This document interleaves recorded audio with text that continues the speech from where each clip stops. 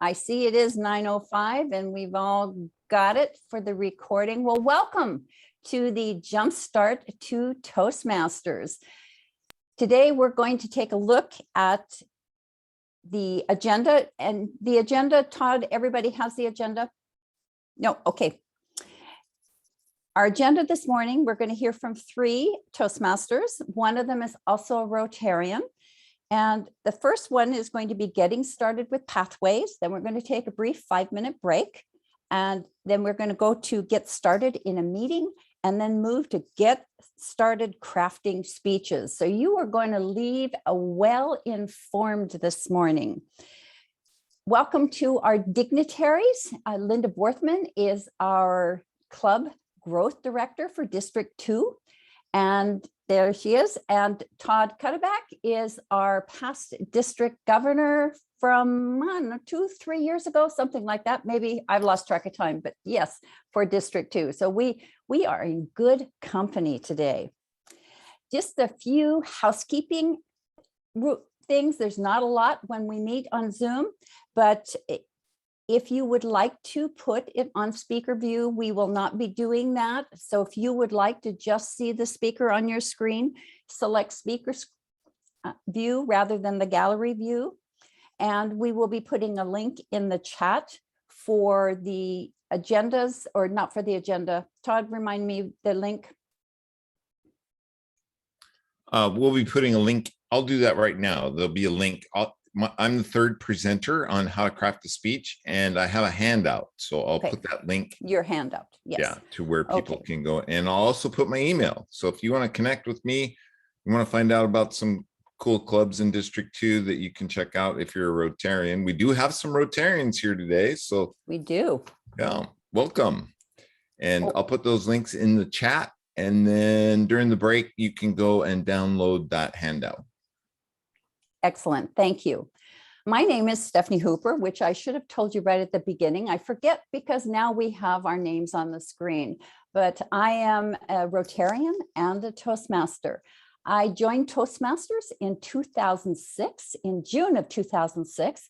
I didn't want to, but my husband belonged to a club and they needed one more member to be distinguished. For the Rotarians on the screen, that's similar to the club citation, the awards you win and accomplishment that you get. I agreed to join on one condition. I didn't have to attend a meeting till September, because at that time, I didn't realize all the benefits I would get from Toastmasters, and I was not going to let Toastmasters ruin my summer. So I joined in June, but I said, I won't come till September. Life, we make lots of decisions in life. And sometimes we don't realize the decisions we've made were actually some of the best ones until after the fact. And as time went by, I realized I had made a really good decision to go and come to join Toastmasters. I belong to 2 clubs, Burlington Better Speakers and Skagit Valley Speakers. They're both located here in Burlington. In 2014, I went to a Rotary convention with my husband, who was a Rotarian. I had attended a lot of Rotary events over the years. And I was at that convention in Sydney, Australia, and I saw all these people, and I met these people from around the world, just like Toastmasters. It's international. And I thought, why am I not a Rotarian? Then I joined Rotary. And you know the rest of the story. I was thrilled when we went to the convention in Germany, in Hamburg, before COVID ended our lives as we knew it. And our president then from Toastmasters, I can't think of her name right now, but she was the international president. She was there speaking about the alignment. And I just thought, this is the best thing. These are 2 amazing organizations. They're aligning with one another. How does this look? Well, Todd took charge for our district, and he's helping us take a really good look at how this looks. So today, I think of myself as a Rotamaster Toastarian, because it is a perfect blend of 2 organizations, and 2 organizations who have made a huge impact on my life. So I hope that you all enjoy the presentation today. You're going to hear from Karen at the beginning here, and I am going to take a moment and introduce to you our first presenter. Karen Lizon is the District 2 Advanced Training Committee Chair and Vice President of Education for her home club.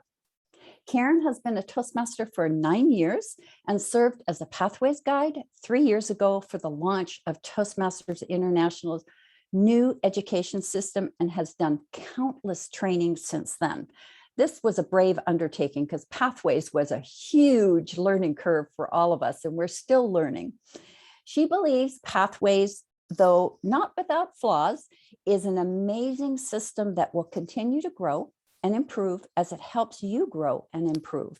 She is here today to help you make the most of it with her 3 tips for success with Pathways. Please join me in the Toastmaster welcome for Karen Lizon. Woo! Thank you, Stephanie. I want everyone to look at this, what I have here. It's a Ticonderoga No. 2 pencil, and it's freshly sharpened. Oh, it smells so good. I know you can smell this. What does this remind you of? Just put it in chat. What does this remind you of? Oh, just smell that. That's wonderful. Who's got some idea? School. That's right. Begin elementary school, grade school. Yeah. All right. So I'm taking you back. Everybody uses these kind of pencils now, but I found this and oh my God, smells so good. And here we are in the fall again. There's a chill in the air, and you are embarking on some new goals, some new learning. I want to share something with you. A quote by the gentleman who started Toastmasters, Ralph C. Smedley. Says, communication leads to the discovery of hidden abilities, broadens the person's conception of how to live with people. It brings out for use the leadership traits and abilities, and thus helps to prepare the individual to be a leader. So that was his vision for Toastmasters. And I want to know what your goals are. What brought you to Toastmasters? So you can either put it in the chat, or if there's not too many of us, you can just shout it out. Does anybody want to share what it is that brought you to Toastmasters, what you're hoping to accomplish, what your goals are? Anyone? I can tell you what brought me to Toastmasters. I was a database engineer. I worked for a couple of different large scientific institutions, and I wanted to go strike out on my own, get my own business, be a consultant. And I realized that I needed to talk about myself, something that I really hadn't done before, and what I do. So a couple of friends suggested Toastmasters. I said, well, isn't that a cult? No, we're not a cult. We'll let you go home if you need to. But I went to a meeting as a guest, and the rest is history. It's been a tremendous experience in ways that I would never have expected.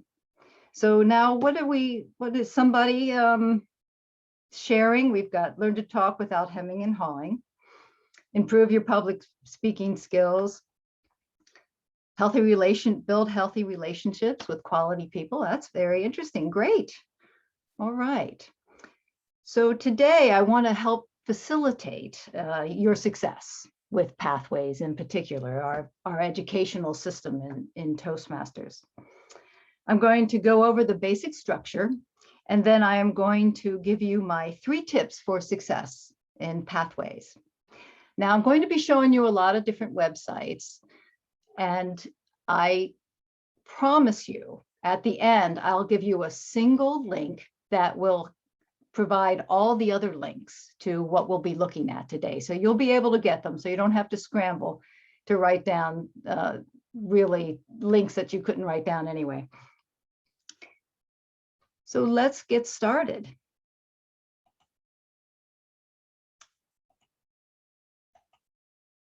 All right, so this is just the Toastmasters International, so toastmasters.org, their main site.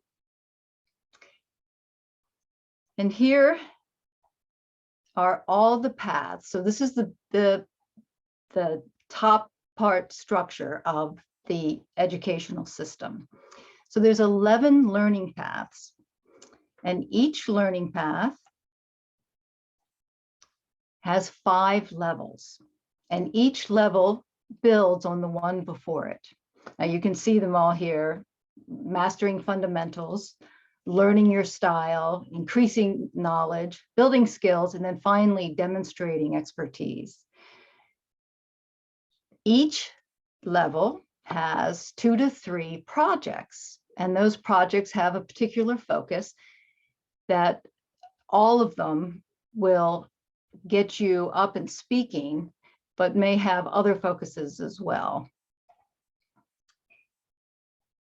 So that's the basic structure. And also there's electives, there's lots of great projects. I think there's 59 projects, there may be more than that now.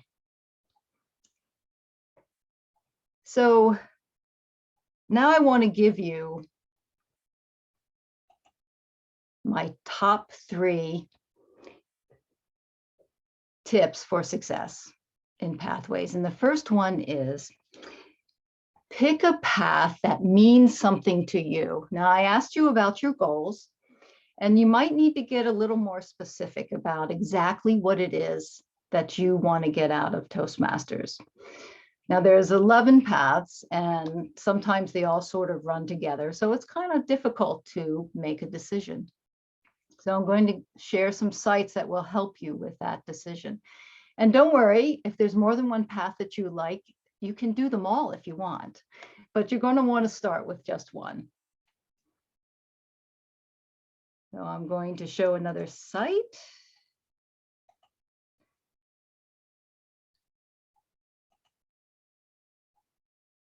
All right, so first thing we want to look at when you're trying to decide what path to pick. There's the 5 core competencies that all the paths cover: public speaking, interpersonal communication, strategic leadership, management, and of course, confidence. Confidence is something I heard a Toastmaster say once, that that's what Toastmasters sells, is confidence, and that gets you to so many different accomplishments. On the other side here are the all 11 paths, and if you'll notice, they list the core competencies in order of emphasis. Now you notice that public speaking is the first one for all of them, so you will get that. And then you can decide, then there's varying levels of the other core competencies, except of course confidence is in all of them. So this is a beginning. This might narrow it down for you somewhat. The next site, this is just a wonderful site. This comes to us from our friends in District 4 in San Francisco. And they have set up a site that gives you a really great description of not just the paths and not just the levels, but all of the projects in the levels. Now, I know that's a lot of information, so hopefully you have narrowed it down a little bit. But my tip to you here is, if you are got a couple, 2, 3, 4 different paths that you're looking at, look at level 5. What is the required? So level 5 has a couple of required projects and then electives. What is the required project for that level? That'll give you a really good, a lot better insight onto what that path is all about, I think. This was my first path, the visionary communication. And I looked at this, develop your vision. It's the project focuses on developing a vision for your work or personal life. And I thought, yes, that's what I want to do. Wow, that sounds really neat. So that's what I want you to do too. I want you to go look at your level 5s. I mean, they're a long ways away and you don't have to, they seem complicated, but don't worry, you'll be building up to that. The last site that I want to bring your attention to is this wonderful video that this gentleman, George Marshall, put out about how to pick a path.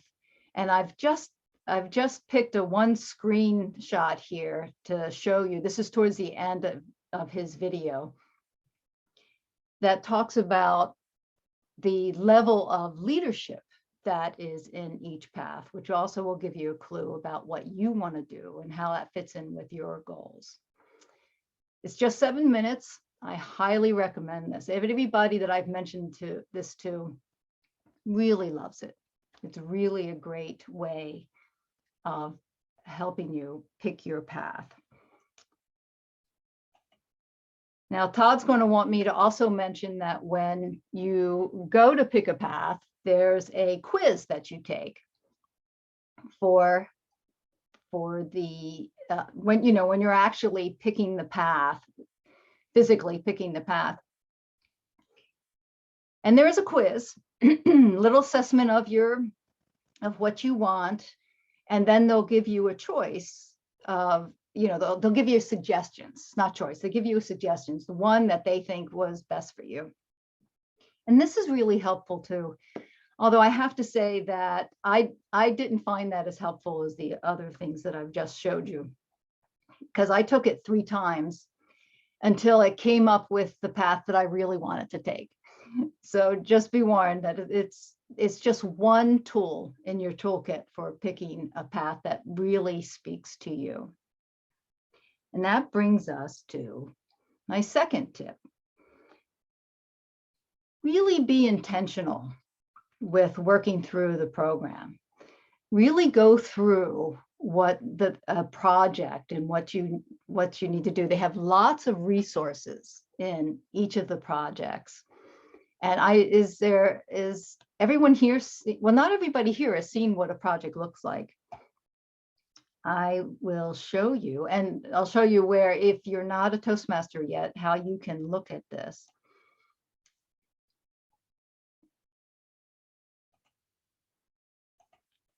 All right, let's go back to this. We'll go back. And on this page, there is a sample project. In fact, it is the icebreaker project. It would be the very first one that you would do. And you can go ahead and go through this project and see what it looks like. So it gives you lots of good information. There's always an introduction. There's always a project checklist. That is a great thing to have. Always check your project checklist so you know exactly what you're doing. Most projects are fairly simple, but some of them are more complicated. And it's really great to have that checklist so you know what you're doing. There will also be a skills assessment before you start into the project, and you'll have another one at the very end. So and that'll give you, and this is just for you, no one else sees this. You'll get to see how what areas you've improved in just by going through that one project. And there's all kinds of great resources, like I mentioned. For instance, here's a icebreaker speech outline. And then at the end, they'll also list your resources again. And one of them is the evaluation resource, which will go to the person who's going to be evaluating you when you get into a meeting. And Randy will talk more about the meeting structure when in his talk. So that's what a project looks like.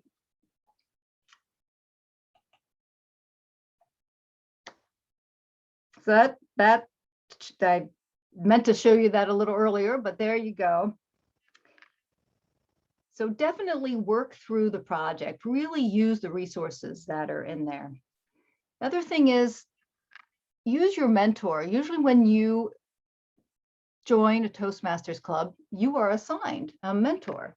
If you haven't been assigned a mentor and you're in a club, ask for one. They should help you get through level 1. So really take advantage of your mentor. Call them, email them, say, hey, I need some help. Listen to your evaluators. So you're going to get evaluated on your speeches and your projects.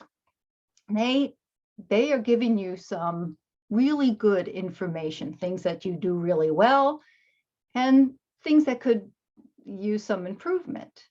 Now, not always everything they say will resonate with you and be something that you think you could do, but listen to them anyway. And also listen to the other speeches. And anytime anybody talks speaks in a meeting, and listen to their evaluators and see what they're saying. The more information you get and the different opinions will help you all improve. There's one last thing that I'm going to show you. You're not getting seasick from me going back and forth. That's a great resource, and that is the Toastmasters Magazine.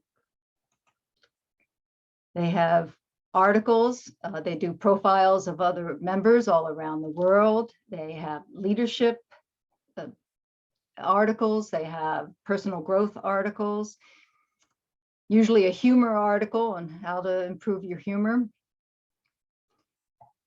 And there's an archive, so you can do a search on any subject. And the articles usually aren't too long, but they're usually filled with a lot of great information that would really help you.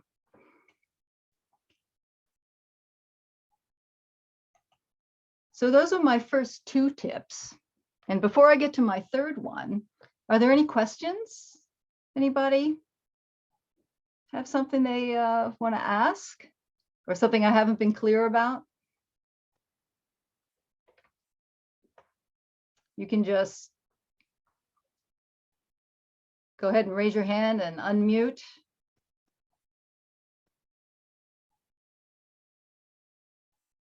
Nope, no questions. All right. Well, I'll get to my third tip, and that is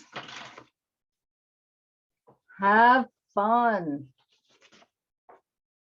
And how do you have fun? Participate in the meetings. You'll laugh, you'll cry, you'll trip, you'll shine.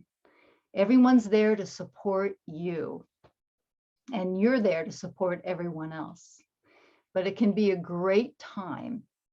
And I wish you all great luck. And again, Madam Toastmaster.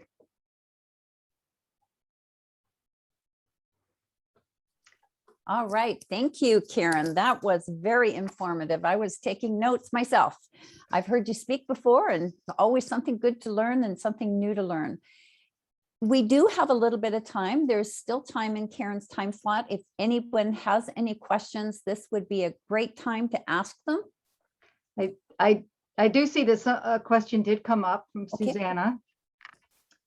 She says, what is the largest difference between presentation mastery and engaging humor tracks? Both of those they really focus on public speaking and not leadership so much. Although in the electives, you can pick some leadership, you have the chance to practice some leadership skills.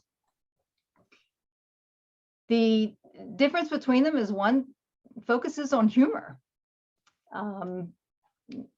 Randy is actually in the engaging humor track path.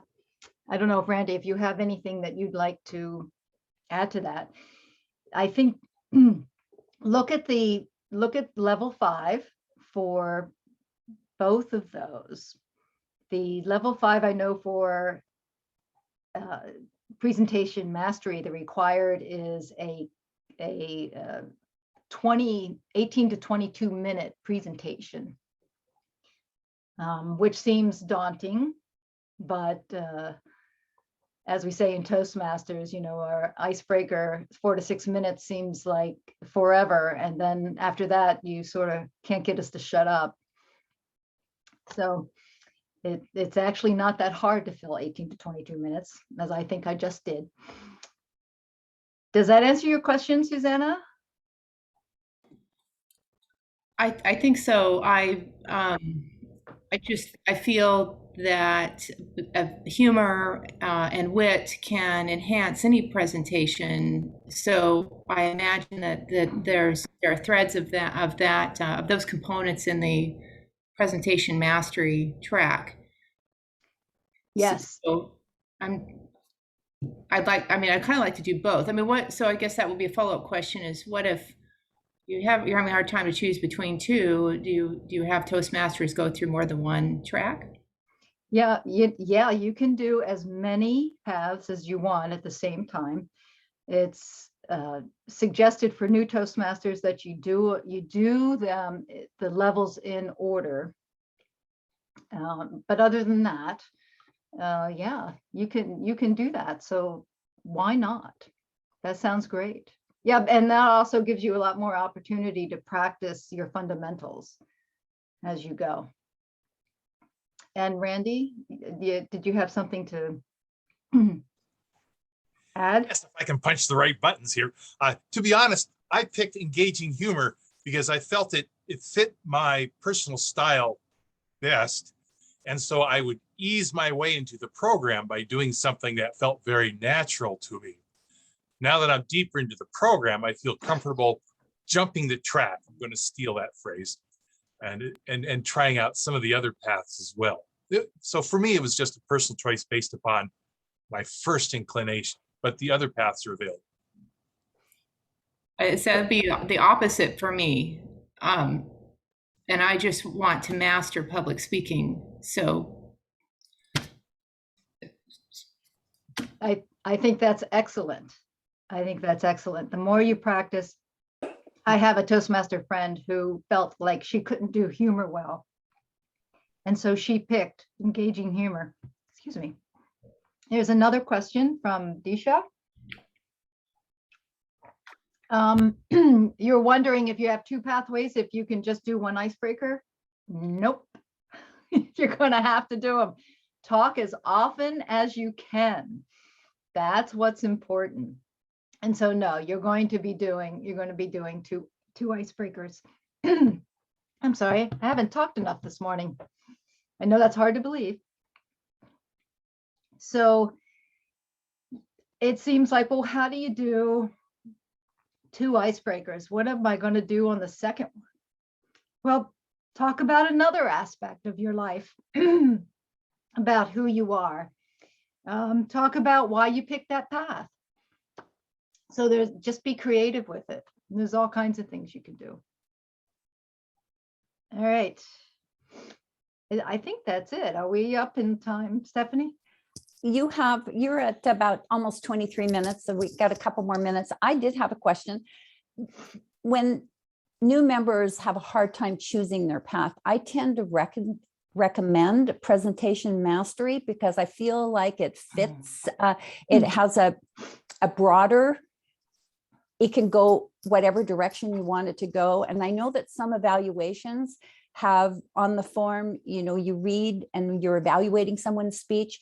It indicates the speaker can be informative, humorous, informational. Yeah, that's the same as informative, but there's options. So even within paths and projects, there's the option of delivery in those different areas. So you're not restricted to just be informational. So would you recommend presentation mastery if they're just a blank slate and have no idea where to go? Yes, I would say I would say definitely that is actually one of the most picked paths. That and another one that involves team building. I think that if you are coming specifically, God, I'm losing my voice. Excuse me.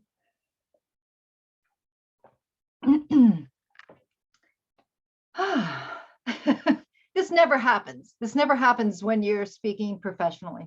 Just letting you know.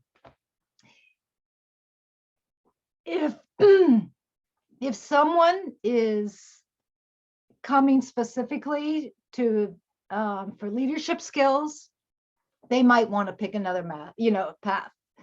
For instance, they're a new manager and they could get lots of good stuff from another path.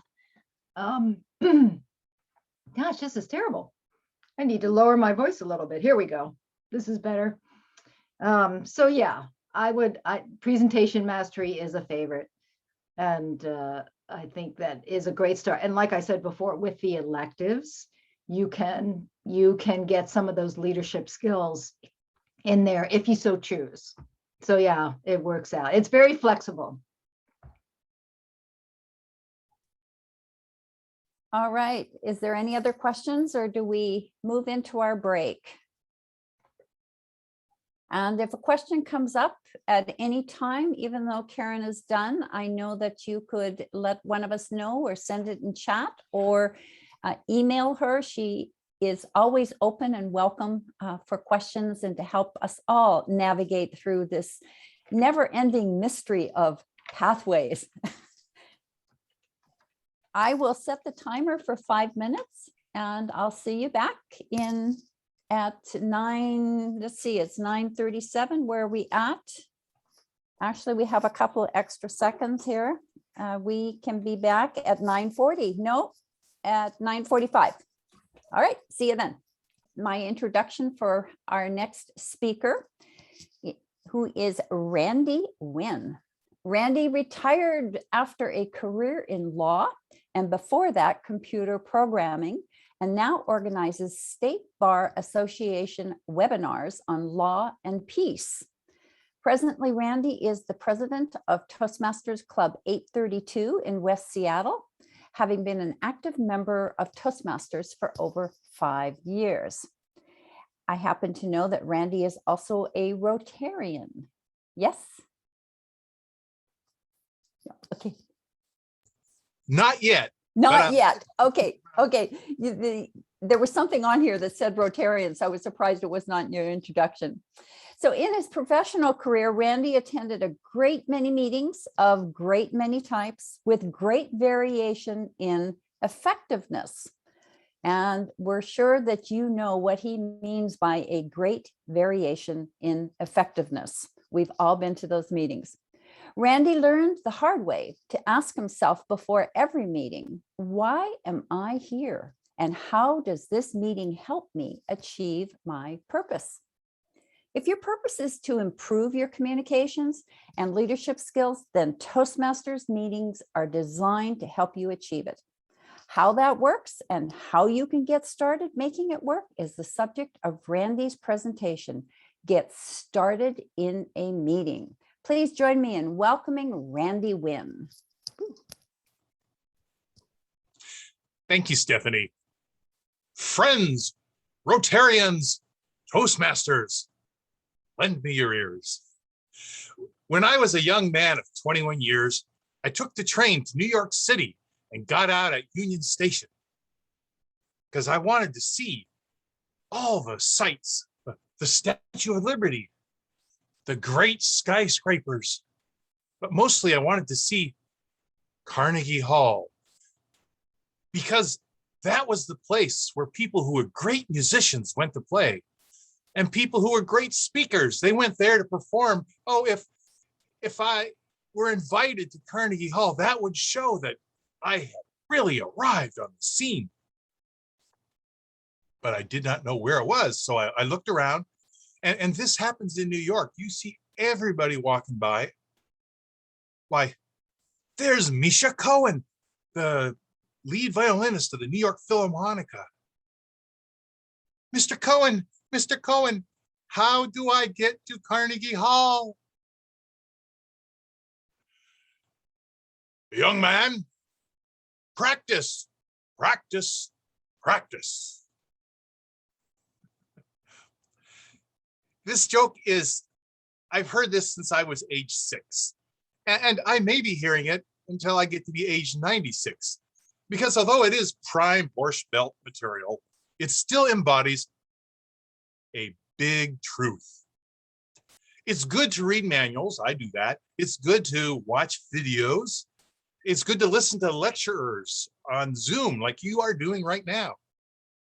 But to get better at anything, you gotta practice, practice, practice. If your purpose is to improve your communications and leadership skills, Toastmasters meetings provide a supportive environment in which you practice your communications and leadership skills. It's not on-the-job training, so if it doesn't work, you just try again. Everyone is there to improve themselves, and we're all very supportive of our efforts to get better. You can find that in a lot of casual organizations, but Toastmasters has a secret: structured meetings, meetings with roles. If you look at a Toastmaster agenda, you will see a series of roles with times and people assigned to them. But let's not talk about these as meeting roles. Let's talk about these as opportunities to practice your communications and leadership skills. In chat, I'll just now put a list of the top 10 roles in your typical Toastmasters meeting. Your club may vary because people vary from place to place. The one essential role or opportunity to practice in every meeting is the Toastmaster. That's what the club is named after all. You see the Toastmaster at the meeting as being the chair, the ringmaster, the MC, the traffic director. They gavel the meeting open, they gavel the meeting closed. In between, they introduce other speakers and make helpful comments. If we vary from the agenda, it's the Toastmaster's job to say, friends, it is now 7:15, but we have only made it up to our material for 7:05. Should we cut more material or extend the meeting? It's a job. Someone has to do it.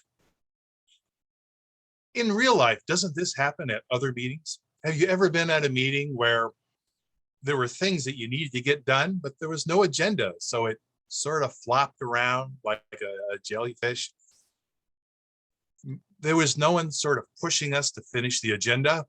So when you got to 5 minutes before the end of the meeting, everyone realized with horror, we have done only 1 out of 3 of our 3 points. We're going to have to schedule another meeting. Nobody likes to schedule another meeting. Toastmasters gives us a chance to practice that role of leading a meeting, adhering to the agenda, and also getting some speaking time in. There's one other important part to the Toastmaster role. That is the existence of the agenda. The Toastmaster is the one that puts the agenda together. So you get practice in a supportive environment where there's no penalty for failure, putting together an agenda, negotiating with speakers over who gets what time and stuff like that. This is super useful. The other most famous role at a Toastmasters meeting is that of prepared speaker. We've just heard all about the Pathways program, or how to find out more about the program. A lot of the projects in a Pathways program are prepared speeches. You pick a topic, the structure is in general provided to you. You stand up and talk, typically for 5 to 7 minutes, sometimes more, sometimes less. This does several things for you. First, it gives you practice in making presentations. Many people in my home club have to give presentations at work, so they'll bring in segments of it and present it at our club. So they get used to talking on stage, getting feedback, finding what lines work, what slides are effective, things like that. Prepared speeches also give you practice in preparing things and finding out what on paper works on stage. I feel the most important thing about prepared speeches is that it encourages you to get up on stage. You've made a commitment to give a speech, so now you're going to do it, and just get over the butterflies of talking on stage. The other role that matches the prepared speaker role is the speech evaluator. For every prepared speech, there's a member of the audience, a fellow Toastmaster, whose job it is to listen super carefully to the speech and pay attention to how well it matches the objectives of the speech. Usually before the meeting, the prepared speaker and the evaluator will have a quick chat. The speaker will say, I'm trying to make sure I get these points across, or address this issue in public speaking, things like that. The evaluator listens for those points and also for other things about the speech, how it hit them emotionally, the tone, vocal variety, things like that. Then, toward the end of the meeting, the evaluator stands up and gives a 1 to 3 minute evaluation of the speech. How closely the speech met the objectives, things that the evaluator noticed that were especially good, things that might be improved. This is all given in a supportive way, and I feel it does 3 things. Number one, it's super useful for a speaker to get immediate, thoughtful feedback on how they did, and encouragement to continue, maybe a few tips on how to improve. Number 2, it gives the evaluator practice in listening, not just hearing, as we typically do, but listening very closely for specific points. There are a lot of professions where this is a really important job. It's also important in your marriage, as I can attest to. Finally, evaluations are little speeches that you have to give with almost no preparation. It gives you practice in coming up with something to say that's organized and supportive in a short time. Oh, and there's one more thing. When I have had management roles, leading a team, I liked a lot of it, okay, because it is fun. But the part I disliked the most was evaluating teamwork. When you have to evaluate other people's work on the job or in other places, and it's very emotionally fraught, or it can be. The nice thing about a speech evaluation at Toastmasters is it's a low-risk environment. You can practice giving evaluations in a group of friends. I've talked so far about prepared speeches. However, in most of life, our speech is unprepared. You're standing in the elevator and the boss asks you a question. You got to come up with an answer. You come home late. Your spouse asks you a question. If you have a prepared answer, that's suspicious in itself. Toastmasters gives us practice in making unprepared speeches through a game we call Table Topics. One person volunteers to be the Table Topics master. They pick a series of speech prompts, like related questions on a topic, and give them for people to volunteer to be the Table Topics speaker. The speakers have no time and just get started talking, trying to give a 1 minute speech which is coherent as a beginning, middle, and end. Oh, it's hard. It's hard at first, but it's really fun. And once you develop the skill of being able to talk on your feet for a couple of minutes with a beginning, middle, and end, this is so useful in the rest of life. Toastmasters is not just about speaking, it's also about leadership. So we need to have our meetings evaluated. Running a good meeting is a very important part of leadership. Therefore, one person in the audience is designated as the general evaluator, which you might think of as the meeting evaluator. This is a great role because you have a basic list of things to check off. Did we start on time? Were things basically according to the schedule? When we got from the agenda to get back? But there's also a lot of empty spaces in the form you fill out to make your own observations on what you saw. The advantage of having a general evaluator is that we get better at running meetings. And of course, we get a little praise when we do well. Everyone likes a little reward when we've earned it. The general evaluator has a team of a couple people to help out. One role is the timer. The timer does two things. First, the timer helps speakers. Speakers typically have a set time that they are aiming for in their speech, a minimum, a maximum, and then something in between. But it's hard when you're actually speaking to keep track of what the time is. So the timer learns what the speaker's minimum and maximum times are. And when they reach the minimum time, they show a green marker. Either hold up a green sheet of paper like Todd did a few minutes ago, or someone did, or using the background feature. When you go beyond the minimum and are halfway to the maximum, change the screen to yellow. And then when you hit the maximum, change it to red. Red means wrap it up, finish your sentence, you hit your target. Helping speakers do this is very important because sometimes at meetings you have a set amount of time to get something done and some places will cut you off. So thank you, timers, for doing that job. Timers also report at the end of the meeting of the various timing, and so there is a speaking role to that as well. The other major role that I'd like to talk about is the grammarian and awe counter. The job of the grammarian is to listen to the speeches for language. When people use especially colorful figures of speech, the grammarian calls them out. So we know that really worked. The grammarian also has the job of what we call the awe counter. You know, typically when we talk at a party or something, we kind of fill in. Sometimes it's just a bad habit of youth, you know, but also it's because, you know, when you're talking with your family or at a party or something, if you stop talking, someone's going to jump in. So we put in these filler words to say, no, I'm still on stage, don't interrupt. Well, on stage, no one's going to interrupt you. I got the camera. You are all muted.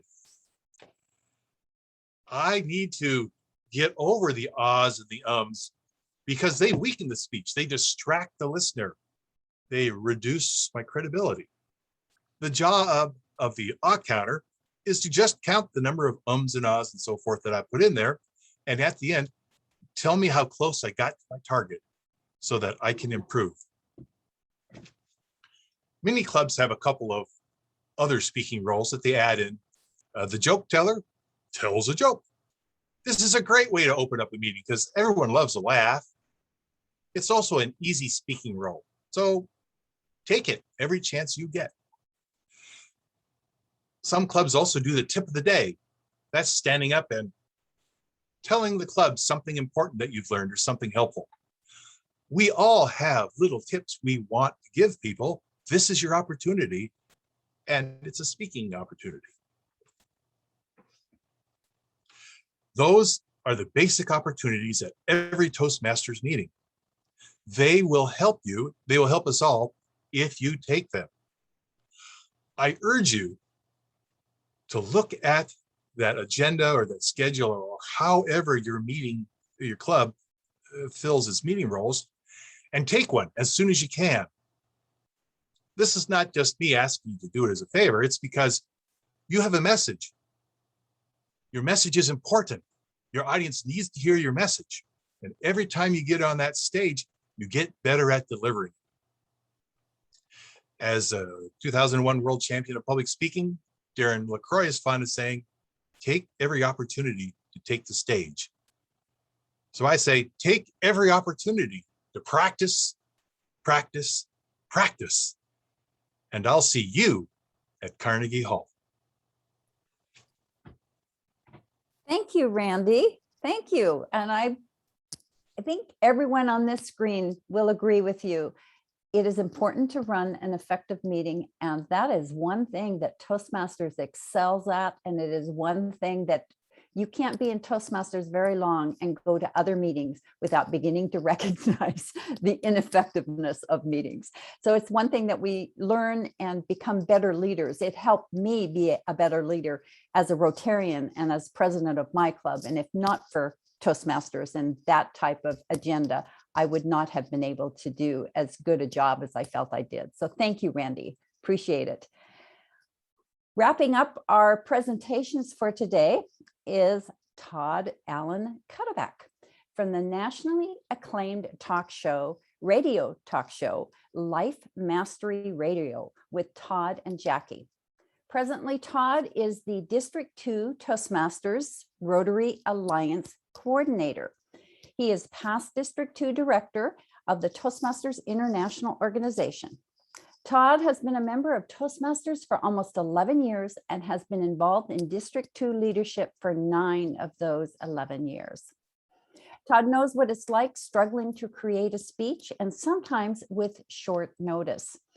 With some research and trial by fire, Todd has formulated a process that will have you crafting extraordinary, clear, concise, and compelling top-notch speeches in very little time that will get results and be memorable.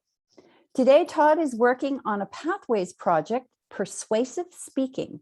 His presentation is titled How to Craft a Speech.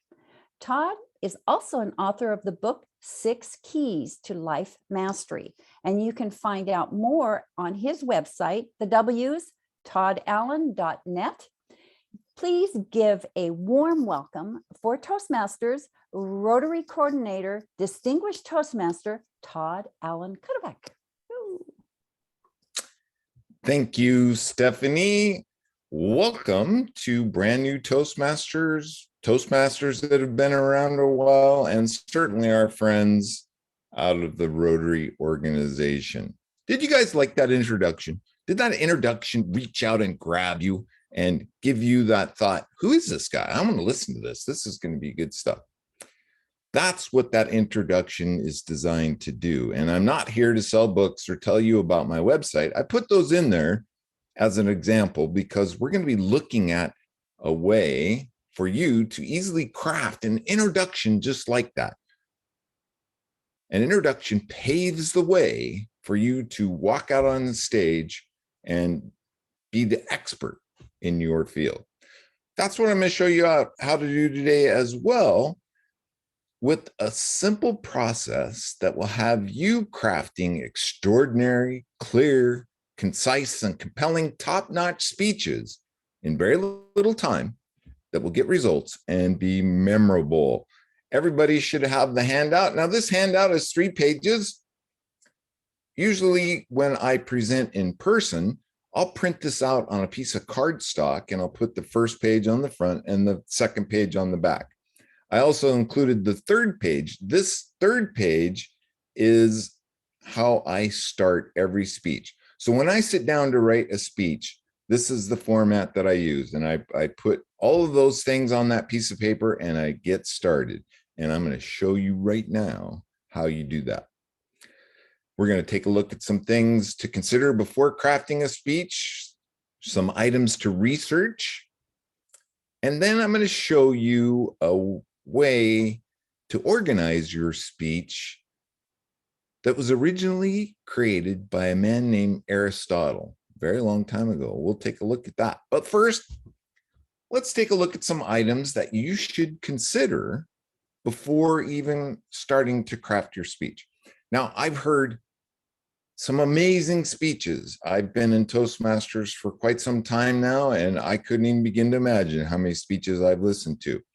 And I've heard some amazing presentations.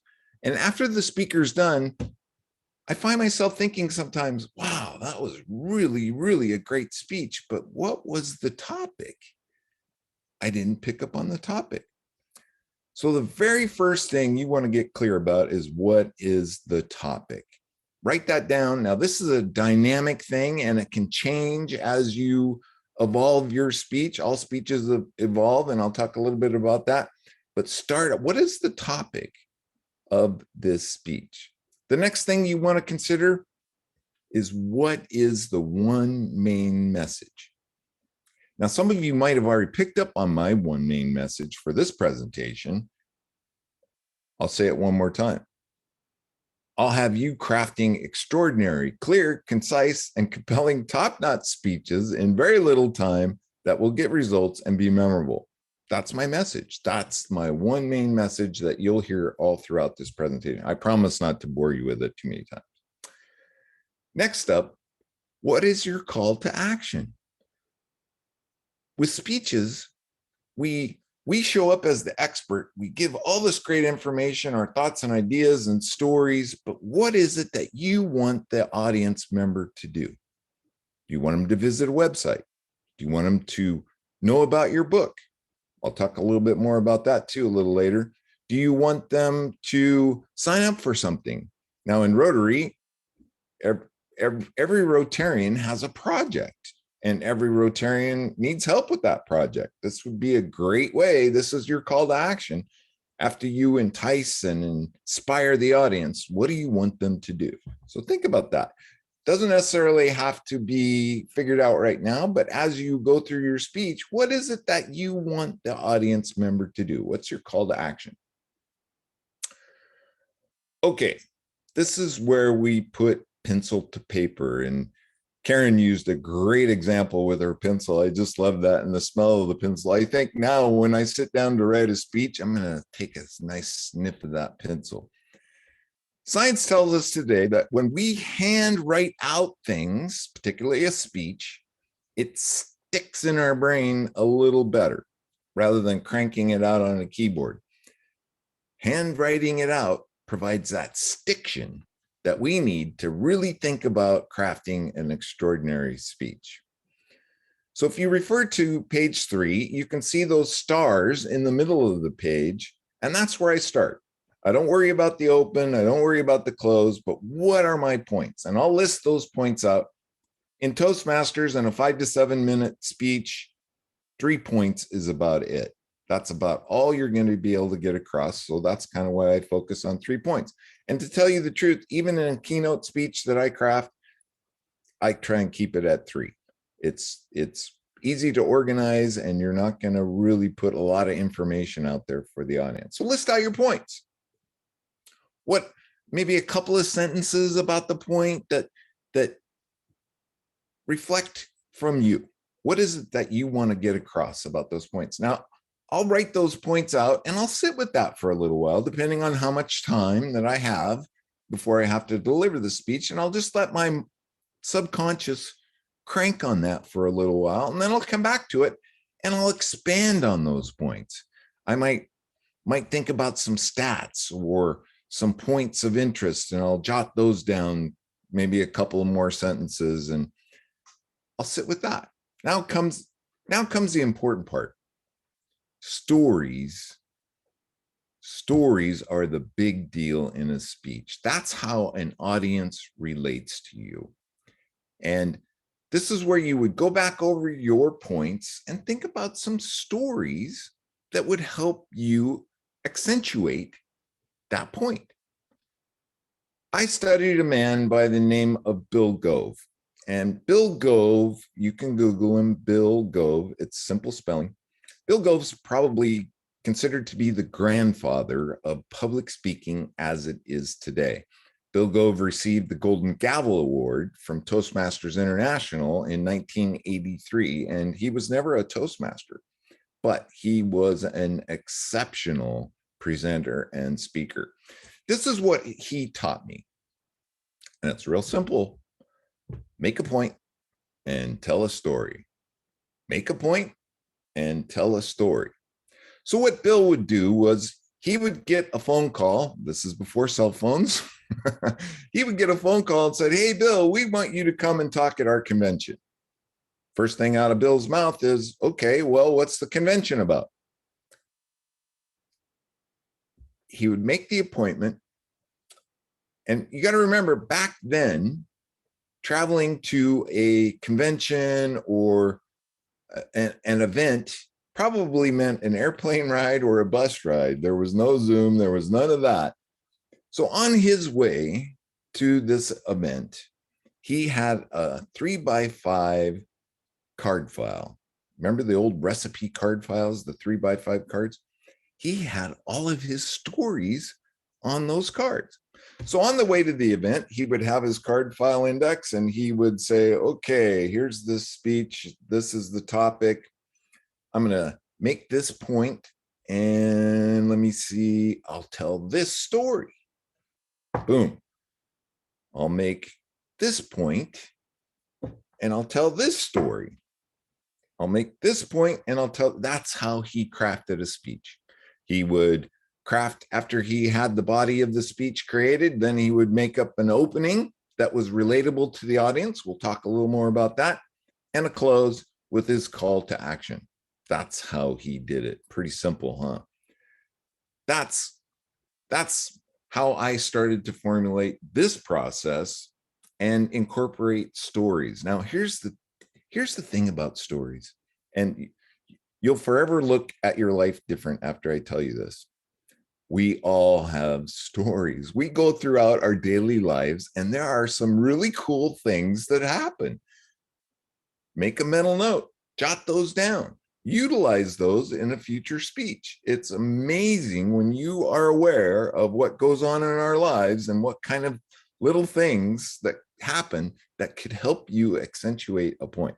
It's pretty cool. Think about those stories. Okay. So we have this sheet of paper with our general ideas on a speech that we want to present. The next thing that I would like you to consider is, how is it structured? Now, there are two really good reasons why we structure a speech. Two really good reasons. Does anybody have an idea on what those two reasons might be? You can unmute yourself. You can type it in chat. Let me hear what you think. What's a good reason for having a structured speech? Anybody have anything? Susanna. Yeah, it's really easy to go off on a tangent if you haven't structured your speech ahead of time. It's human nature to get sidetracked. That's right. That's the number one reason. The number one reason is to help you stay organized with your speech and have a flow. That is the number one reason for structure. There's a second reason. Anybody have an idea what that second reason is? Looks like Denzel. Yeah, I think it helps the viewer to visualize what's happening, maybe a chronological order or something, not sometimes out of chronological order, to visualize what's happening in the story and to get into the story. Well, what I think you're saying is it makes it easy for the audience to follow along. They don't have to give so much thought into how it is that you're directing them or what you're telling them. It's easy for them to follow and remember. Is that what you were saying, Disha? Yes. Yeah. Yes. So I gave you some examples. You don't have to use any of these. Whatever structure works for you, that's what you want to use. Number 4 is probably my favorite. Number 4 is, well, that's what the shelf help industry, I'll have to pronounce that better. Shelf. I'm saying shelf help because most self-help books go on the shelf, right? But that's what the self-help industry revolves around. You have a problem. I have the solution. That's always a good way to structure a speech. I know many people that like to use an alphabetical sequence. I'm going to tell you the 3 L's of leadership or the 3 P's of posture or something along those lines. Whatever it is, think about how your speech is structured. It could be chronological, just like Disha said. It could be a timeline. It could be a who, what, where, and how, like number 1. Whatever it is, think about how you want it to be structured. Okay. We've considered some things, we've jotted some things down on paper, and now let's talk about some research. And the number one thing that you need to understand is, who is your audience? What is the demographics? Is it all men? Is it all women? Is it a younger crowd? Is it a mixed crowd? Is it a particular crowd that has a particular belief? Who is your audience? Now, you heard Randy reference when he comes to a meeting, he's asking himself some questions. This was in his introduction to help pave the way for him to come and tell us about meeting rules. But when a member comes to hear you speak, or somebody is listening to your speech, they're asking these questions to themselves. Who are you? That should be covered in your introduction. They also want to know, what's in this for me? Why should I even listen? What is the deal? Another thing that could be in your introduction. So who's your audience? And then you can tailor that introduction to pave the way for you to come out on the stage. Answer the question, why should I care for them? Why should I care about this? Am I passionate about animals? This guy's telling me about animals. Am I passionate about our water system? This guy's going to be talking about water systems. So these are some of the questions that you need to answer. And a great place to do that right out of the gate is in the introduction. Next up, when you start your presentation, it's automatically considered that you are an expert, and you need to consider that. And you might be the world-renowned expert on a particular topic, but we live in the land of Google. And I'll guarantee you, as much as an expert as you are, there's more to learn. So Google's your friend, or Bing's your friend, whichever one.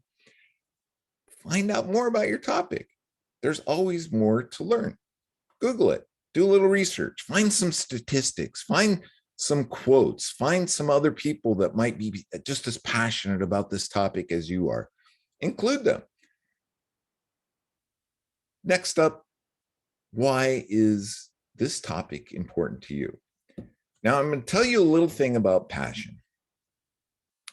Passion is infectious.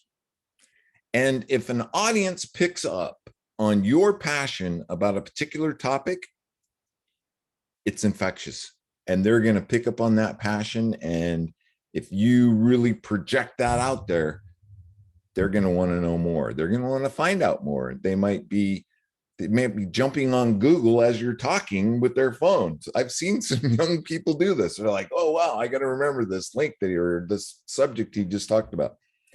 Passion is infectious. So learn everything and consider everything about you in relation to your topic. This might bring up some great stories.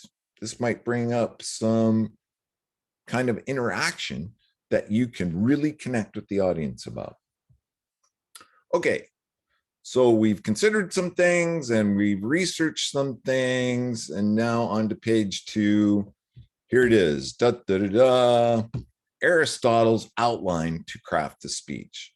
Now, this outline doesn't really only apply to speeches. It also applies to essays.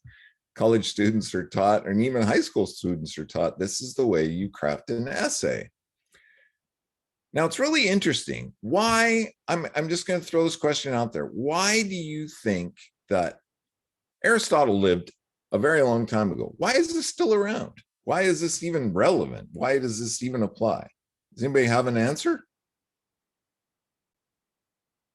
Looks like Denzel's getting ready to throw one out there. You got an answer, Denzel? Why would this still be around after thousands of years? If it works, it works. Ding, ding, ding, ding, ding. Because it works. And this is the way that people relate to a presentation. Now, I've laid it out, and basically we're taught in Toastmasters, or at least we used to be in the manuals. And I'm sure it still gets passed around today, but a speech should include an opening. And in that opening, you tell them what you're going to tell them. Then in the body of the speech, you tell them what you want to tell them. And in the close, you tell them what you just told them. That's the way it works. And you have 3 opportunities to really anchor your thoughts and ideas. So in the structure, in this piece, in this handout that I've given you, in the opening, you can see the small letters. Those small letters refer to the first page. So this is where you would take those things that you considered and incorporate them into your opening.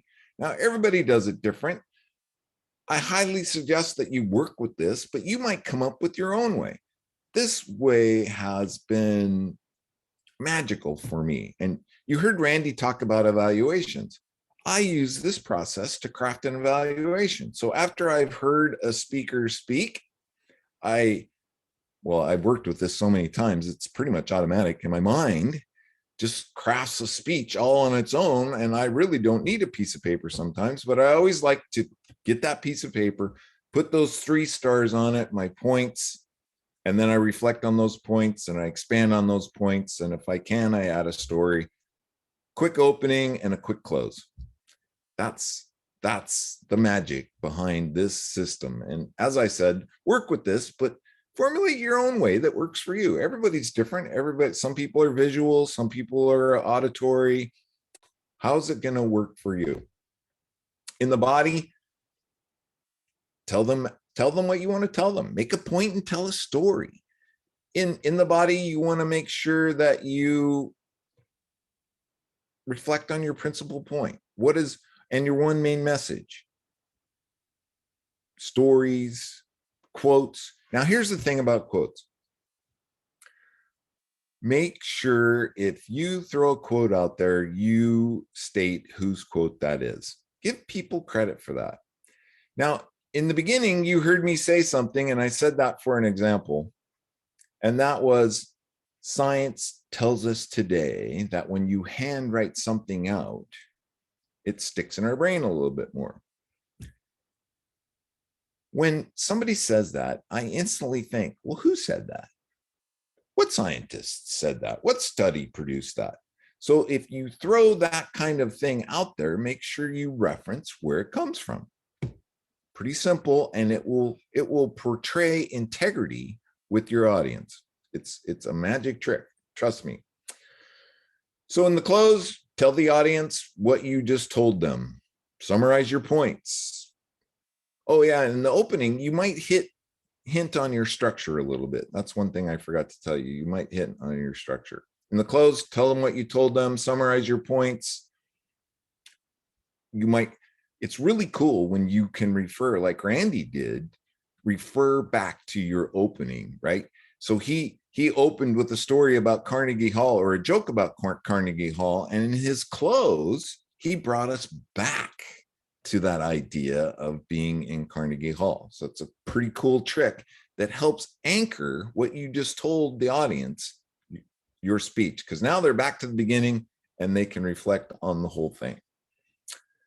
Pretty cool way to craft a speech. I highly recommend that you use it, because what you will find is you will be crafting extraordinary, clear, concise, and compelling top-notch speeches in very little time that will get results and be memorable. There, you heard my one main message again. Lastly, at the bottom of the page is the idea of how to craft an introduction. And like I said, in introduction, all speeches in Toastmasters, this is one of my pet peeves, all speeches in Toastmasters should have a introduction. And there's many places to do that. You can email it to the Toastmaster on some of our web or our club management websites. There's a place to put your introduction, but practice writing those introductions. That introduction paves the way for you to come out and be the expert about your subject. You don't have to worry about talking about your credentials. You don't have to worry about talking about your experience. You don't have to worry about what project you're working on. In Toastmasters, now all speeches in Toastmasters, this is another one of my pet peeves, all speeches are Pathways project. Please, please, please. Because like Randy said, practice, practice, practice. And he referenced Darren LaCroix. I studied Darren LaCroix. And Darren LaCroix would turn up the volume on that just a little bit and say, stage time, stage time, stage time, because that's how you get good. At one time, I belonged to 7 clubs just for the speaking opportunities I was awarded in belonging to those 7 clubs, and I took advantage of it every time. And every time there is a speaker that at the last minute drops out, I have this process. I can craft a speech quickly and show up at the meeting with a pocket speech. And that's pretty cool. And everybody, you know, it might be a quickly gathered and organized speech, but at least you're showing up and practicing your skills. So I can't stress it enough. Take advantage of those speaking opportunities. Let's see, I talked about the close. This should actually lead to your presentation. Now, I put the book reference in there as an example to let you know, as you advance, as you get good, and you might become a professional speaker. But pro tip, don't sell your products and services from the stage. That can be done from the introduction. And as people hear you speak and they remember that you had a book, more than likely, they'll go and want to check that book out. Now, in your close, you could reference back to that book just a little bit. Hey, I'll be in the back of the room signing books after this. Make it a great day. And remember, you're going to start crafting extraordinary, clear, concise. I won't bore you with the rest of it. But that's, you should close with your one main message. And the last thing is the call to the action. What do you want the audience to do? That was kind of quick. You have the piece of paper to work with though, so there's no reason why you can't craft some pretty cool speeches. And next time I hear or I show up at one of your meetings, you just never know when I might drop in. I want to hear a cool speech just from you, and you got the tool to do it. Madam Toastmaster. Thank you, Todd. Thank you so much. I have heard this presentation a few times as we've participated in some of these trainings, and every time I learn something. Sooner or later, I'm going to be able to just whip out one of those speeches, right? Okay. Thank you, everyone. We have reached the time of 10:30, which is the advertised time that this would end, but that does not mean that we will go. If you have any questions, please stay on. Those of you who have to leave, who have other activities going on this beautiful sunny Saturday morning, at least it is here in northern part of the west coast of Washington, please feel free and comfortable to go. We thank you for coming. And those of you who want to stay on with questions, please stay on. All right. Thank you, everyone, for attending. All right, Did thank you you. have